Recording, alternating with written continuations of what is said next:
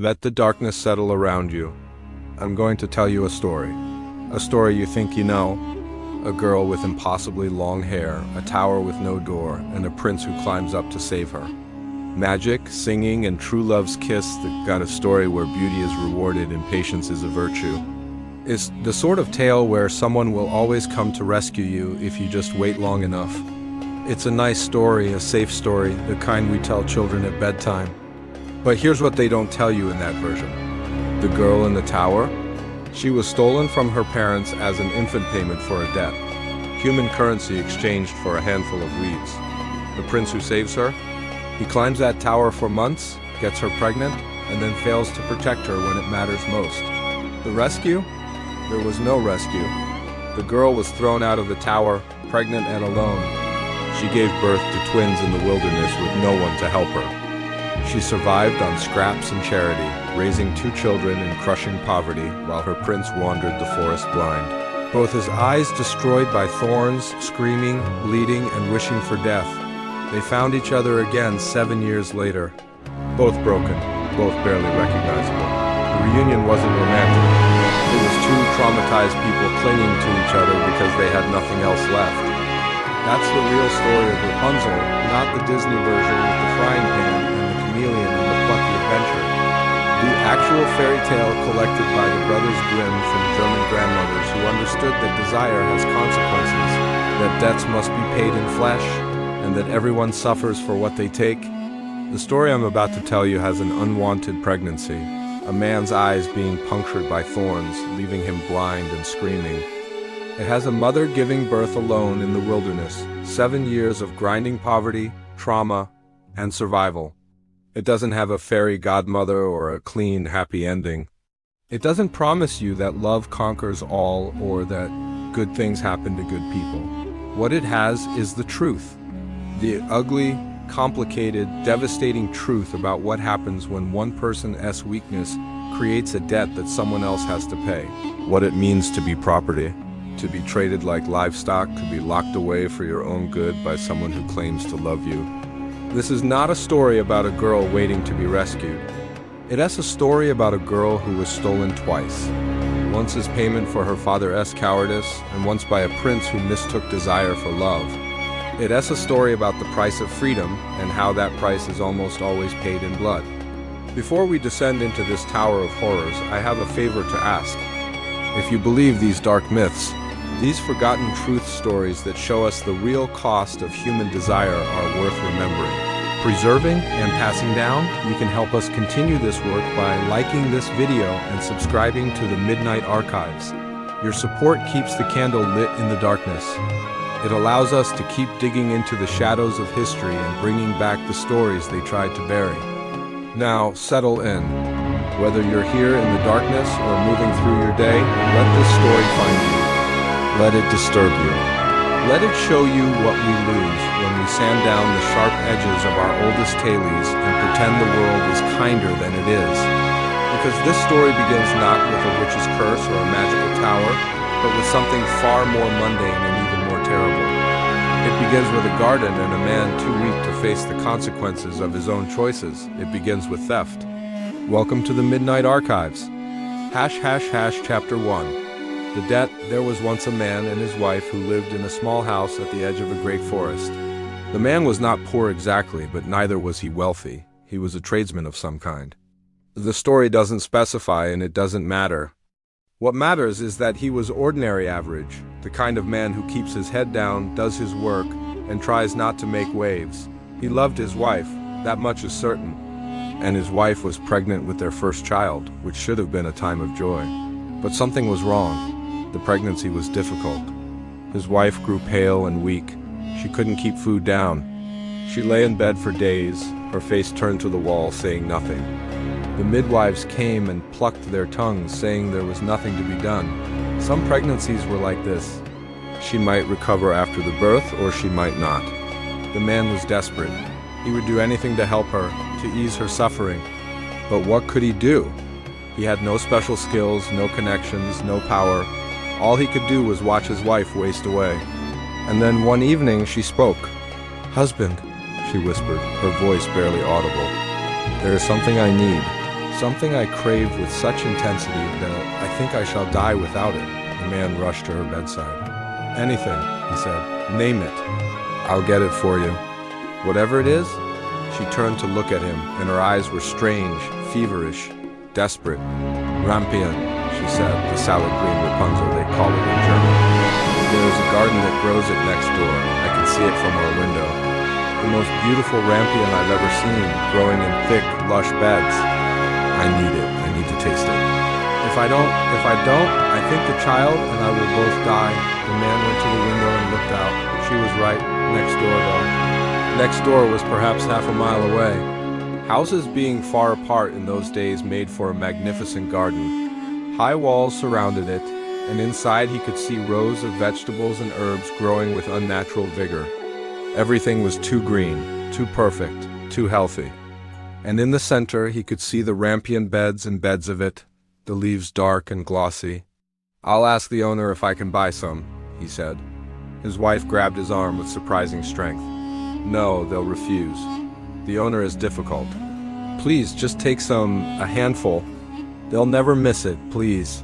The man hesitated. He was not a thief. He had never stolen anything in his life.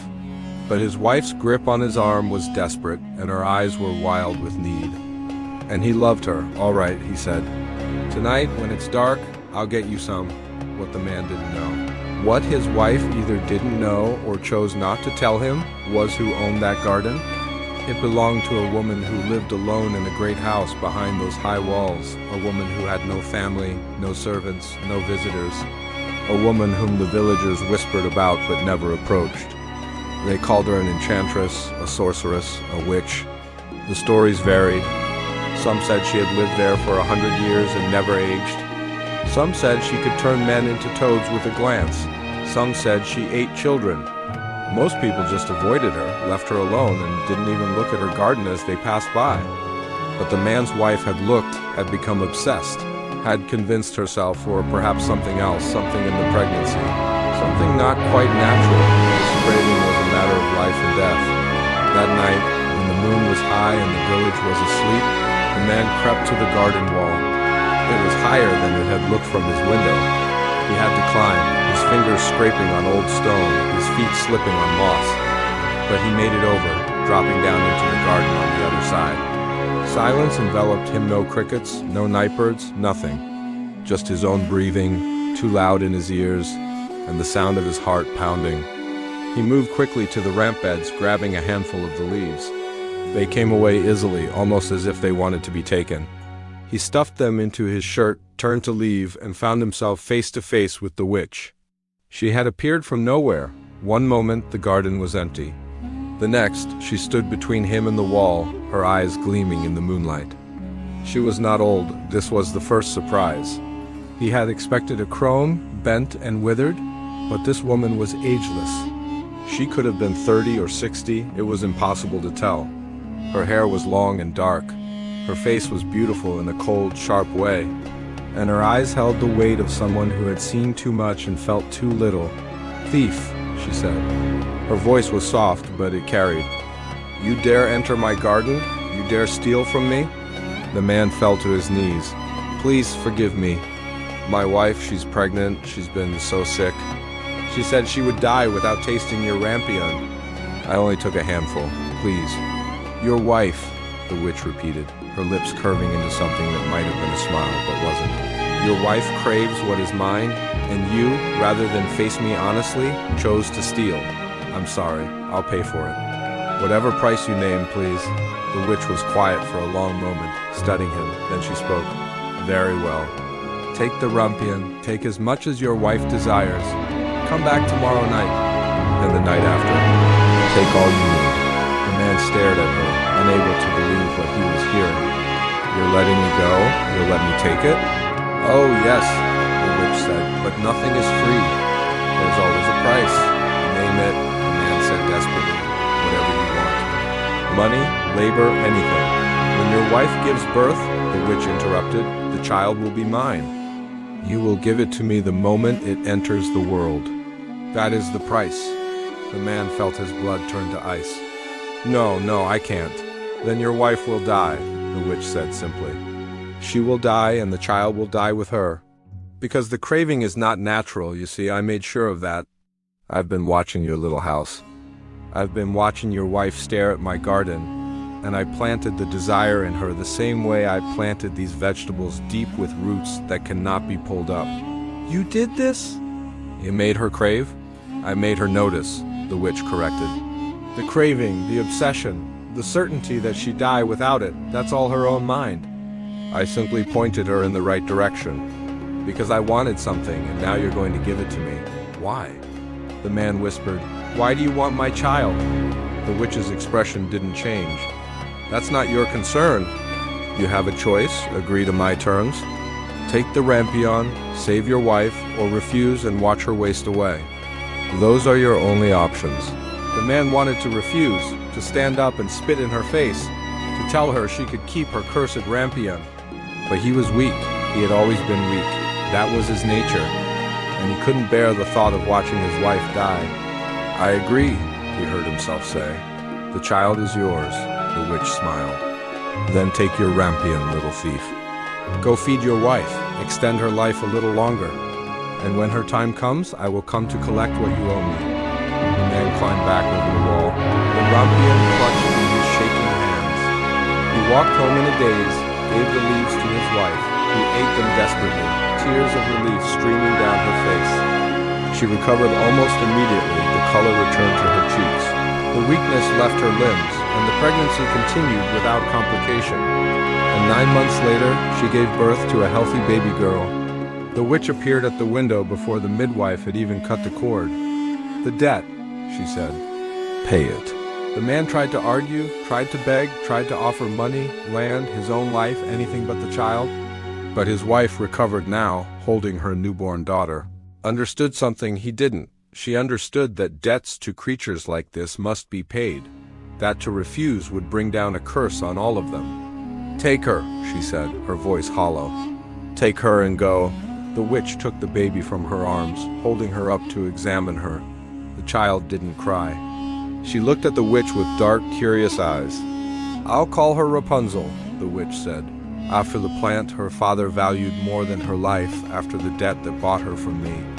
And then she was gone, taking the baby with her, leaving the man and his wife in their empty house with nothing but their guilt and their grief. The child was not dead, that was some small comfort, but she was gone. Stolen payment for a handful of leaves and a man's weakness. This is how the story begins.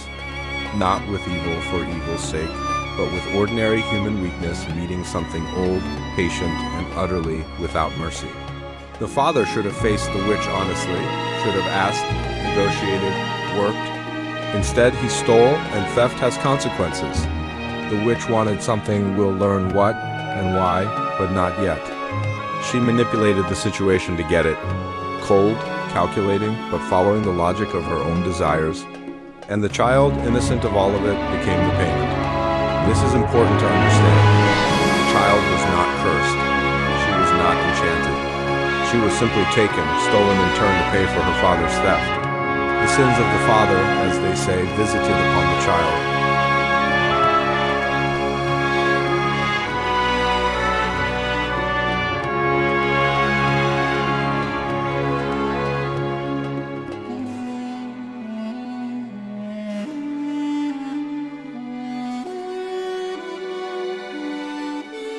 Chapter 2. The gilded cage. The witch raised her, not with cruelty exactly.